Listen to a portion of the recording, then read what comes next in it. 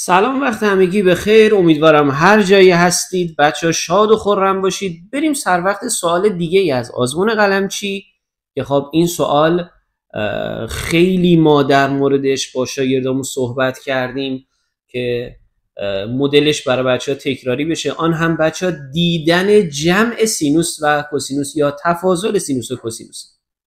خب حالا چه دوستانی که این سوال در آزمون 16 آبان حل کردن، چه اونایی که حل نکردن، یک بار دیگه به پاسخ من نگاه بکنن، شاید فضای بهتری رو در ذهن شما دوستان به وجود بیاره. آقا ما همیشه گفتیم هر وقت چه سینوس با کوسینوس جمع بشه چه منهای هم بشه لطفاً اینو به توان دو برسون. خب من اگه بخوام اینو به توان دو برسونم چه اتفاقی میفته؟ چیزای خوبی حاصل میشه. بچه‌ها نگاه کنید، من اگه اینو به توان دو برسونم میشه اتحاد مربع دو جمله، اونورم که میشه 1/4. این اتحاد بخوام باز کنم میشه اولی به توان دو. اجازه بده دومی به توان دو رم پشت سرش بنویسم، بعد بنویسم 2 برابر اولی در دومی مساوی است با اونورم 1/2 به توان دو میشه 1/4. ببینید اولا سینوس دو و کوسینوس دو که با هم جمع بشن طبق قانون سال دهم برابر 1. بچه دو تا سینوس x کوسینوس x هم که دقیقاً باز شده سینوس 2x هستش. یعنی شما الان میتونید بگید سینوس 2x مساوی است با 1 رو بنداز اونور میشه منهای 1 با 1/4 جمع بشه میشه منهای 3/4. خب این گوشه بمونه.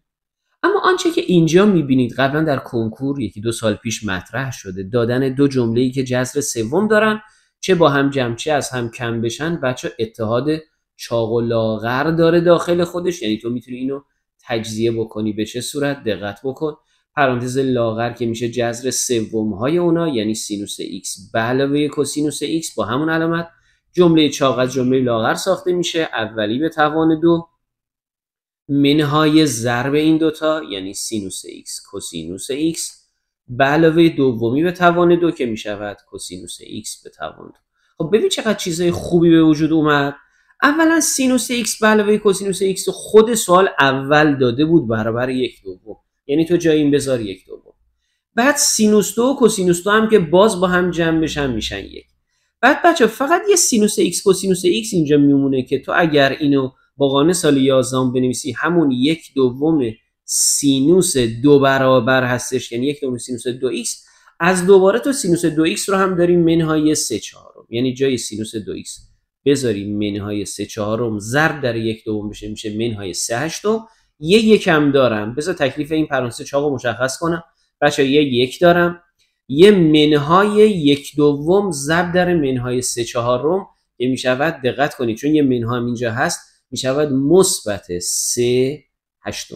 یک رو با 3/8 جمع بکنم بچه ها میشود 11/8. حالا 1/2 باید ضرب در 11/8 بشه. خب میشه 1 بر روی بچه 1/2 ضرب در 11/8 بکنیم میشود 11/16 که دور در دور 16 میره بالا میشود 16/11، یعنی جواب گزینه 1 هستش.